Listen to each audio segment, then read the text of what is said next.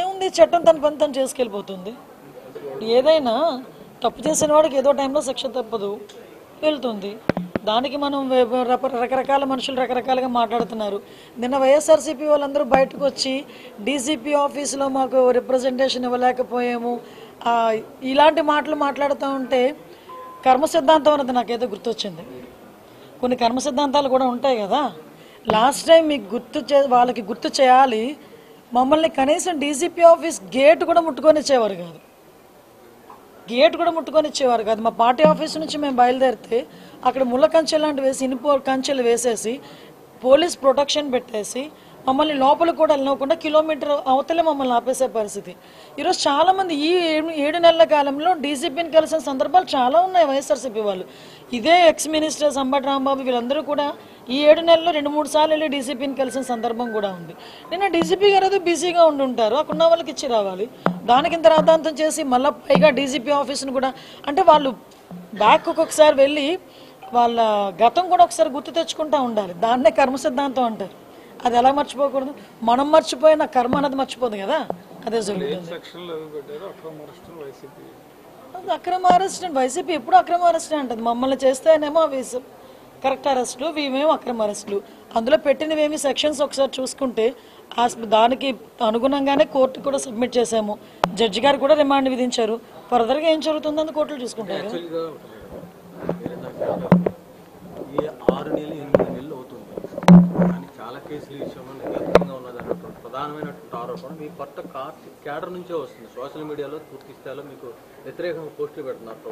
మీకు విషయం ఏంటంటే ఇప్పుడు ఏదైనా చాలా జాగ్రత్తగా చేయాలండి. ఇది లా అండ్ ఆర్డర్కి సంబంధించిన విషయం, కోర్టులకు సంబంధించిన విషయం. ఒక కేసు పడింది అనుకుంటే ఆ కేసు ఎందుకు ఏ రకంగా పడింది అవన్నీ కూడా మేము కూలంకషంగా మేము చర్చించుకోవాలి. ఒక డీటెయిల్ రిపోర్ట్ ఇవ్వాలి అనుకుంటే కనుక మేము అంత స్టడీ చేయకుండా మేము ఇవ్వకూడదు. అంటే ప్రతి ఒక్క విషయంలోనే కూడా అందరికీ న్యాయం జరగాలనే కోరుకుంటున్నాము. తప్పు చేసిన వాడికి శిక్ష పడాలని కూడా కోరుకుంటున్నాం. మీరు అబ్జర్వ్ చేసుకుంటే లాస్ట్ విజయనగరం జిల్లాలో ఒక పోక్సో కేసు ఒకటి వచ్చింది. పోక్సో కేసులో 3 నెలల కాలంలోనే అతగాడికి జైలు శిక్ష పడింది. అదే విజయనగరం జిల్లాలో 6 నెలల కాలంలోనే పోక్సో కేసులో 25 ఏళ్ళ జైలు శిక్ష పడిన సందర్భం కూడా ఉంది. రీసెంట్గా 10 days బ్యాక్ ఒక పోక్సో కేసులో 3 monthsలో శిక్ష పడింది. సో ఈ విషయంలో నేనేమంటానంటే పోలీస్ డిపార్ట్మెంట్ వాళ్ళు కానీ ప్రాసిక్యూషన్ వాళ్ళు కానీ ఈ ఇద్దరూ కూడా కోఆర్డినేట్ చేసుకొని ఎఫ్ఐఆర్ నోట్ చేసిన దగ్గర నుంచి ఛార్జ్ షీట్ నోట్ చేసిన దగ్గర నుంచి కూడా కోఆర్డినేట్ చేసుకుని వెళ్తే శిక్ష పడే పరిస్థితులు కూడా చాలా ఎక్కువగా కనిపిస్తూ ఉంటాయి. దానివల్ల ఎటువంటి ఇబ్బంది కూడా కలగదని నా ఉద్దేశం. అది దురదృష్టం అండి. అంటే విషయం ఏంటంటే ఫర్దర్గా మీకు లాస్ట్ 6 monthsలో కూడా చూసుకుంటే యాక్చువల్ క్రైమ్ రేట్ 9% తగ్గింది. ఎందుకంటే మీరు అబ్జర్వ్ చేసుకున్నా కూడా ఎక్కడ కూడా నిందితులను పట్టుకునే విషయంలో ఎక్కడ కూడా చిన్న నిర్లక్ష్యం కూడా మేము వ్యవహరించట్లే. ఇమీడియట్గా 24 to 48 hours మేము పట్టుకుంటున్నాము. As per rule, as per police rule, as per law మేము వాళ్ళని ప్రొడ్యూస్ చేస్తున్నాం. వాళ్ళకి కూడా రిమాండ్స్ వెళ్తున్నాయి. మ్యాక్సిమం వాళ్ళకి శిక్ష తొందరగా పడేయడానికి కూడా ఛార్జ్ షీట్స్ ఓపెన్ చేయడం కానీ వాటికి సంబంధించిన క్లూస్ ఇవ్వడం కానీ ఫోరెన్సిక్ రిపోర్ట్స్ ఇవ్వడం కానీ చాలా తొందరగా డిపార్ట్మెంట్ వాళ్ళు చేస్తున్నారు. కాకపోతే 1 or 2 situations డెఫినెట్గా జరుగుతున్నాయి.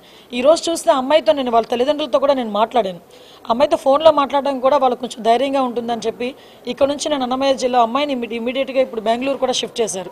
మన మంత్రిగా రాంప్రసాద్ రెడ్డి గారు కూడా ఇమీడియట్గా అక్కడికి వెళ్ళారు. లోకేష్ గారు కూడా వాళ్ళతో పరామర్శించారు, వాళ్ళతో ఫోన్లో మాట్లాడారు. నేను కూడా మాట్లాడాను.